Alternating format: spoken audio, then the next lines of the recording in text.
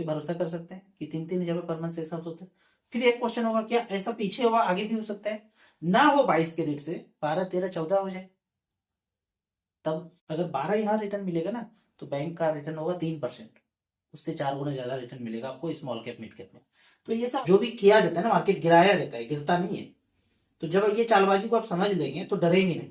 उसके साथ जब वो बेचना शुरू करेंगे तो आप उनको खरीदेंगे, बेचेंगे नहीं डर से। हमने आज तक कुछ बेचा ही नहीं। तो ये मुझे वेल्थ क्रिएशन मेरा दिख रहा है आपको। मैं डर के बेचता तो पैसा नहीं बनता।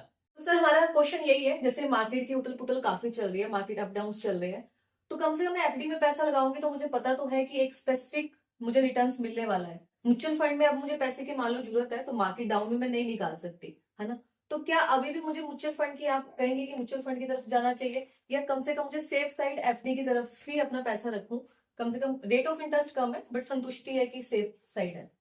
देखिए क्या है ना, अगर आप 1 साल 2 साल 3 साल के लिए लगा रहे हैं, हम्म। फिर तो मैं बोलूंगा कि एफडी आप कीजिए। लेकिन Okay. आपके बच्चे अभी 1 साल 2 साल के हैं और आप उनके लिए पैसा लगाना चाह रहे हैं, तो कभी भी बैंक, पोस्ट ऑफिस, सुकन्या योजना इसमें नहीं लगाना चाहिए। उदाहरण के तौर पे मैंने 3 हजार रुपये पर मंथ, मेरे बेटी का जब जन्म हुआ था 2010 से लेके अब तक 15 साल भी दिया, 3-3 हजार रुपया करके। कुछ बीच बीच में टॉपअप भी किया है, 8,70,000 जमा किया है, और आज पैसा यहाँ 42,88,000 दिख रहा है। मैं रिडीम करूंगा तो ये पैसा मेरे अकाउंट में 3 दिन के बाद आ जाएगा। तो ये पॉसिबल नहीं है कि बैंक, पोस्ट ऑफिस आपको 19.9% का रिटर्न दे पाए। 22-23 पे था, ये गिर गया तो 19.9 दिख रहा है। तो ये 44-45 लाख पे था, 3 लाख डाउन है ये। तो उथल पुथल तो होगा, फिर भी वो बैंक और पोस्ट ऑफिस से 2 गुना 3 गुना से ज्यादा होगा। तो ज्यादा समय है तो हमेशा और हमेशा एसआईपी करना है। ज्यादा समय का मतलब 10 साल से ऊपर है तो करना है।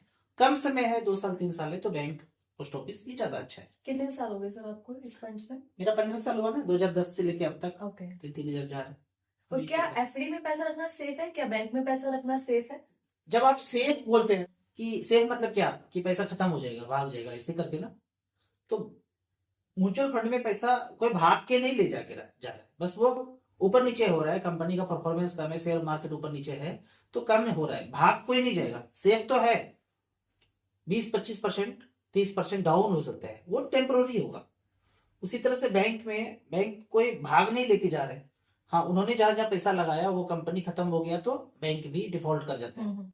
तो सेफ दोनों ही है। अगर बैंक के दृष्टिकोण से देखेंगे, मार्केट कंपनी के दृष्टिकोण से देखेंगे, सेफ दोनों ही है। हाँ, ऊपर नीचे कौन कितना हो सकता है, तो मार्केट थोड़ा ऊपर नीचे ज्यादा होता है। लेकिन बैंक में आपको गारंटी बोल दिया 8% 7%, तो वो मिलना ही मिलना है। लेकिन आप 10 साल के ड्यूरेशन में आप मार्केट में एसआईपी में इन्वेस्ट करो तो कहीं ज्यादा रिटर्न मिलेगा, क्योंकि बैंक भी उसी कंपनी में पैसा इन्वेस्ट कर रहे हैं। अगर बैंक अगर करप्ट हो जाता है तो सिंपल सी बात है, सिर्फ 5 लाख रुपए तक की गारंटी है, उसमें अगर आपका 20 लाख 1 करोड़ भी पड़ा है तो 5 लाख तक ही आपको बैंक आपको देगा। अगला क्वेश्चन सर, आप हमेशा आपकी जो भी हम वीडियोस देखते हैं, आप एसबीआई स्मॉल कैप्स को काफी प्रेफर करते हैं, तो एसबीआई स्मॉल कैप ही क्यों? एसबीआई में ऐसा क्या? देखिए क्या है ना, एसबीआई में ऐसा क्यों है, वो हमारे खोपड़ी का बात है। म्यूचुअल फंड सारे अच्छे हैं। अब क्या है ना, यहाँ पे अगर देखा जाए तो काफी सारे एमसी है, काफी सारे एमसी मतलब 44-45 कंपनी है, ये एमसी है। अगर मैं आपको और कुछ बोलूं, डीएसपी बोल दूं, एडलवाइज बोल दूं, फ्रैंकलिन बोल दूं, ग्रो बोल दूं, तो ये आप फेमिलराइज नहीं है इन नामों से। लेकिन जैसे मैं आपको एसबीआई बोलता हूं तो आपको लगता है अच्छा हमारा बैंक तो है, बैंक से पैसा निकल कर एसआईपी म्यूचुअल फंड में चला गया, तो आप म्यूचुअल फंड को भी बैंक की तरह की ही समझते हैं, फेमिलराइज है। दूसरे में आप इतना, अगर निपॉन म्यूचुअल फंड दे दिया, एचडीएफसी दे दिया, ऊपर नीचे हुआ, साधारण आदमी की पता नहीं क्या हो गया, वो एज ए कंपनी की तरह लेते हैं। आप इसको एक ट्रस्ट की तरह लेते हैं कि घर का ही तो बैंक है, वहीं पे पैसा है, तो और कुछ नहीं है। हाँ, हालांकि एसबीआई से ज्यादा अच्छा फंड दूसरे दूसरे एमसी में भी है। कोई एक फंड खूब अच्छा है तो हमेशा वो अच्छा ही होगा, ये भी आप नहीं बोल सकते। इसलिए मैं बोलता हूँ डाइवर्सिफाइड करके, जिसका एयूएम ज्यादा है उसमें आप 2-2 हजार करके 10 फंड ले लीजिए, वो ज्यादा अच्छा है।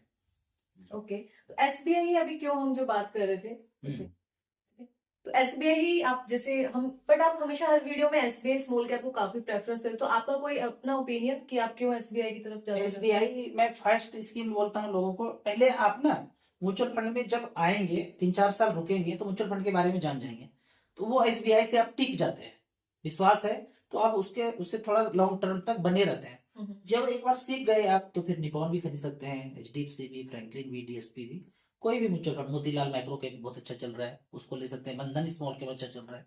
तो एक बार पहले समझना जरूरी है, समझ गए तो फिर कुछ भी खरीदा जा सकता है म्यूचुअल फंड में। ओके। और सर जैसे कि अभी प्रमोशन ईयर है, फाइनेंशियल क्लोजिंग होने वाली है ना, तो काफी सारी कंपनीज में जो एम्प्लॉयज उनकी प्रमोशंस होंगी, इंक्रीमेंटल लगेगा, बोनसेस आएंगे, तो आप क्या कहते हैं कि क्या वो अभी से ही सब प्लान करके रख रहे हैं कहाँ इन्वेस्ट करना है, क्या उनका जो इंक्रीमेंटल जो अमाउंट बनेगा उसको कहाँ इन्वेस्ट कर, जैसे उनका बोनस आता है किसी का 50,000, 60,000, लाख रुपए, 20,000, तो क्या आप एडवाइस करते हैं कि उसे लमसम लगा दीजिए या एसआईपी के माध्यम से ही लगाएं? अगर किसी के पास 50,000 रुपया ऐसा आता है जिनको जरूरत नहीं है, लेकिन वो लंबे समय के लिए उसको छोड़ देगा, तो एक जस्ट रिकॉर्ड चेक करते हैं कि निपॉन इंडिया ग्रोथ फंड सबसे पुराना फंड, मैंने जो फंड लिया है वही है, सिंस इंसेप्शन 50 जगह वन टाइम कहीं से आपको आया, और इस पैसे को अगर किसी ने लगा दिया होता 1995 में, उस 50,000 का वैल्यू आज है यहाँ पे 1,89,00,000, 22% का रिटर्न यहाँ पे दिया गया है। पिछले 30 साल में 50,000 का वैल्यू इतना बना है। इसी तरह से आपके पास 20,000, 30,000, 50,000 आता है, तो अभी के कैटेगरी में आपको क्या करना है, स्मॉल कैप लेना है। स्मॉल कैप जो है सबसे अच्छा रिटर्न आपको लंबे समय में दे सकते हैं। स्मॉल कैप सिलेक्ट किया और 50,000 रुपया आपने लगाया, तो देखते हैं बंधन स्मॉल कैप है, सिंस इंसेप्शन, मतलब यहाँ पे वर्थ वाइज सेलेक्ट कर लेते हैं। जो सबसे पुराना फंड है वो ऊपर आ गया। कोटक स्मॉल कैप 2005 में 50,000 रुपया लगाया वन टाइम, उसके पैसे का वैल्यू है 12,63,000, मतलब उस 50,000 जो इन्वेस्ट किए 12 लाख में अच्छा खासा एक कार आ जाएगा, मतलब 50,000 के वन टाइम इन्वेस्टमेंट से 17.56% का रिटर्न मिला है। कौन देता है इतना रिटर्न? बैंक पोस्ट ऑफिस कोई तो नहीं देता है। तो इस बीच उथल पुथल मार्केट में तो बहुत हुआ होगा, लेकिन आप उसको कहाँ देख पा रहे हैं? आप तो, आपको तो ये पैसा दिख रहा है, वो देख रहे हैं। ये सब कुछ काम फंड मैनेजर करते हैं, एमसी का काम है। आपने बस पैसा लगा दिया, जैसे बैंक में लगा देते फिर तो आप जांच पड़ताल कुछ करते नहीं है। ठीक उसी तरह से ये पैसा कि आपने एमसी को दे दिया, उसके फंड मैनेजर एक्सपर्ट हैं, वो कहाँ कहाँ लगाएंगे उनका मतलब है। इसको आप टच करके फिर आप देख सकते हैं कि वो कहाँ कहाँ पैसा लगाते हैं। ये जो 50,000 रुपये दिया, इसमें आप देख सकते हैं कि इसका पोर्टफोलियो डाइवर्सिफिकेशन कहाँ का है, कौन कौन सी कंपनी में आपका ये पैसा चला गया। तो यहाँ पे सो ऑल पोर्टफोलियो में जाके देख सकते हैं कि इतने सारी कंपनी में इन्होंने पैसा लगा दिया। अब आपके 50,000 को डूबने के लिए ये सारी कंपनी को खत्म होना पड़ेगा, जो पॉसिबल नहीं है। अगर भूतकाल में देखें, कोरोना काल में, तो 2-3 कंपनी इधर उधर हुआ, सारे नहीं हुए। इतना होने के लिए मतलब है कि इस पे भारत देश पे 10-15 परमाणु में गिरना पड़ेगा, तब जाके 76 कंपनी जो है 76 कंपनी खत्म होगा, तो पॉसिबल नहीं है। अगला क्वेश्चन क्या है? सो ये तो आपने बात करी 50,000 लमसम एक बार में इन्वेस्ट कर दिया। अगर मैं बात कर रही हूँ कि मेरे पास 1 लाख रुपए इकट्ठा आ रहा है, तो आप क्या कहेंगे, किसी एक फंड में मैं इन्वेस्ट कर दूं बिल्कुल नहीं, या डिवर्सिफाई करके उसको 25-25 हजार करके 4 फंड में लगाना है। एईएम जरूर देखना है, स्मॉल कैप ही लेना है। एईएम सबसे ज्यादा जिसका ज्यादा है उसमें लेना है। 10,000 करोड़, 20,000 करोड़, 30,000 करोड़ स्टडी करके ही लिए। एईएम जो बहुत ज्यादा स्टडी करने की भी जरूरत नहीं, स्टडी करेंगे क्या? एईएम अगर ज्यादा है, फंड मैनेजर अच्छा होगा, पुराना फंड होगा, ज्यादा से ज्यादा इन्वेस्टर पैसा लगाए होंगे, एक्सपेंस रेशियो कम होगा, तभी तो उसके पास इतना ज्यादा पैसा है।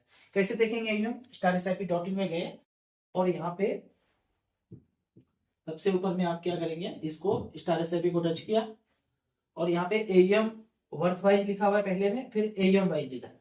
एईएम मतलब asset under management. 61,000 crore Nippon के पास पैसा है। हम सब लोगों ने 61,000 करोड़ लगाया है। एचडीएफसी स्मॉल कैप में 33,000 करोड़ लगाया है। एसबीआई स्मॉल कैप में 33,000 करोड़ लगाया है। क्वांट में 26,000 करोड़ लगाए, एक्सिस में 24,000 करोड़ लगाए। इस तरह से करके एईएम जिसका सबसे ज्यादा है ऊपर से 5 चुन लीजिए। रिटर्न में देखने नहीं बोल रहा हूँ कि रिटर्न वाइज जाइए, एईएम वाइज जाइए, किसके पास पैसा ज्यादा है उस हिसाब से आप सेलेक्ट कीजिए। लंबे समय में अच्छा खासा वेल्थ क्रिएशन होगा। सर नेक्स्ट क्वेश्चन मेरा ये है कि कोविड के बाद काफी सारे लोग इसके बारे में एजुकेटेड हो गए हैं और एसआईपी स्टार्ट कर रहे हैं, राइट? अब जैसे कि कुछ नई जनरेशन है जो स्टार्ट करना चाह रही है, बट यही वेट करिए कि अभी इंक्रीमेंट लगेगा 2,000-3,000 रुपए, उससे एसआईपी स्टार्ट करेंगे, तो उनको आप क्या देंगे कि स्टार्टिंग स्टेज पे कहाँ इन्वेस्ट करें और कितने ड्यूरेशन के लिए उनको रुकना चाहिए कम से कम? उदाहरण के तौर पे मैं यहाँ पे ना एसआईपी ले रहा हूँ। ये एसआईपी 1,000 रुपये पर मंथ मात्र ले रहा हूँ। इसको बढ़ा भी सकते हैं, 2,000-3,000 भी कर सकते हैं। 1,000 कम लग रहा है तो 3,000 रुपया कर लेते हैं, ठीक है। और ये वर्थ वाइज देख लेते हैं कि सबसे पुराना फंड मात्र 3,000 रुपये पर मंथ से कितना बनाया है। तो पहला फंड आता है ऊपर में निपॉन इंडिया ग्रोथ फंड, यही पहला फंड मेरा भी था। 1995 से लेके अब तक 3-3 हजार रुपये पर मंथ जमा किया तो 10,56,000 जमा हुआ, 10.5 लाख जमा हुआ, 6,99,00,000 बना है 22% के रेट से सालाना। कोई भरोसा कर सकते हैं कि 3-3 हजार रुपये पर मंथ से ऐसा हो सकता है? फिर एक क्वेश्चन होगा, क्या ऐसा पीछे हुआ आगे भी हो सकता है? ना हो 22 के रेट से 12, 13, 14 हो जाए, तब अगर 12 यहाँ रिटर्न मिलेगा ना तो बैंक का रिटर्न होगा 3%, उससे 4 गुना ज्यादा रिटर्न मिलेगा आपको स्मॉल कैप मिड कैप में। तो ये सब अध्ययन आप स्टार एसआईपी पे जाके कर सकते हैं। और भी म्यूचुअल फंड का वेबसाइट है और लोगों का वीडियो है, तरह तरह से देख करके आप इन्वेस्टमेंट शुरू कर सकते हैं। सर ये बात करी हमने स्टार्टिंग स्टेज की, मैं आपसे पूछना चाहूंगी Contra कॉन्ट्रा fund। फंड, तो उसमें क्या रहता है, उसमें वो कैसे काम करता है, क्या उसको भी आप सजेस्ट करेंगे? एसबीआई का कॉन्ट्रा फंड काफी पुराना फंड है। कॉन्ट्रा मतलब जो मतलब विपरीत। सब बढ़ नहीं गया है, बढ़ने वाला था पर बढ़ा नहीं इतना ज्यादा फंड, जो मतलब मार्केट से पीछे है, उसका वैल्यूएशन पीछे है। तो ये कॉन्ट्रा में अगर जाके देखते हैं स्टार एसआईपी में, ये 13 नंबर पे कॉन्ट्रा फंड है। सिंस इंसेप्शन रिटर्न अगर देखते हैं, वर्थ वाइज अगर चेक करते हैं, अगर एसआईपी देखा जाए इसमें तो एसबीआई कॉन्ट्रा फंड 2005 से शुरू हुआ है। शुरू तो यहाँ पे कम दिखा रहा है, इससे पहले से शुरू है। हमारे पास जो डाटा है 2005 से, ये काफी पुराना फंड है, ये शायद 1995-97 से चल रहा है। पर यहाँ पे जो डाटा है 2005 से लेके 3-3 हजार रुपये पर मंथ, या 3 हजार है या 5 हजार है, 3 हजार रुपये पर मंथ, 7,14,000 जमा हुआ है। इस एसबीआई के कॉन्ट्रा फंड ने 40 लाख बनाए, 15.42% का रिटर्न मिला है। तो कॉन्ट्रा फंड भी ठीक है। पहले आप शुरुआत आप स्मॉल कैप से कीजिए, ज्यादा पैसा होता है तो एक कॉन्ट्रा भी ले सकते हैं, एक मिड कैप भी ले सकते हैं, एक माइक्रो कैप भी ले सकते हैं। धीरे धीरे आप अध्ययन करके शुरुआत में आप 1-1 हजार रुपया से शुरू कीजिए, जैसे जैसे आपको समझ आता है आप अमाउंट बढ़ा सकते हैं।